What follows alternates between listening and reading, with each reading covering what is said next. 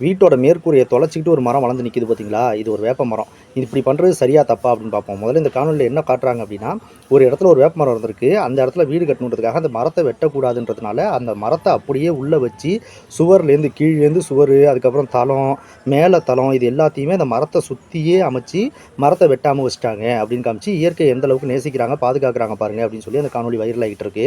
இது சொல்லப்போனால் தப்பு தான். முதல்ல மரத்தை வெட்டாமல் பாதுகாக்கணுன்ற அவங்களோட அந்த மனநிலைக்கு ஒரு பாராட்டுக்கள், அது கண்டிப்பாக போற்றப்பட வேண்டிய ஒரு விஷயம் தான். ஆனால் இப்படி மரத்தை இந்த மாதிரி நெருக்கி ஒரு வீட்டை கட்டுறதுனால அந்த மரத்துக்கு தேவையான நியூட்ரியன்ஸ்லாம் வேர்லேருந்து கிடைக்கிறதும் தடைப்படும். ஏன்னா கீழே தளம் போட்டாங்க.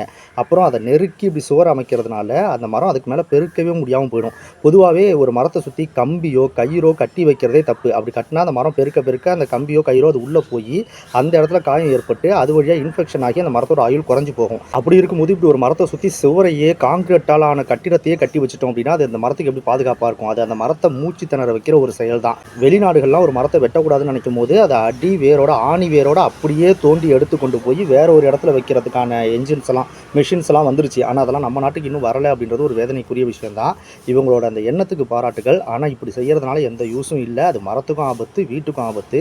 அதோட வேர் ஒரு வேளை வளர்ந்துச்சுன்னா கூட இல்லை அந்த பில்டிங் அது அப்படியே முட்டி முட்டி வளர வளர அந்த மரம் அதையும் தாண்டி அழுத்தத்தை கொடுக்க கொடுக்க அது பில்டிங்கையும் தளர்வடைய வைக்கும். அதனால இப்படி பண்ணி அந்த பில்டிங்க்கும் மரத்துக்கும் ஆபத்தை விளைவிக்கிறதுக்கு பதிலாக முடிஞ்ச வரைக்கும் ஆழத்தோட வேரோட அகழ்ந்து எடுத்து கொண்டு போய் வேற இடத்துல நடுற தொழில்நுட்பம்லாம் நம்ம நாட்டிலையும் வந்துச்சு அப்படின்னா நல்லாயிருக்கும்.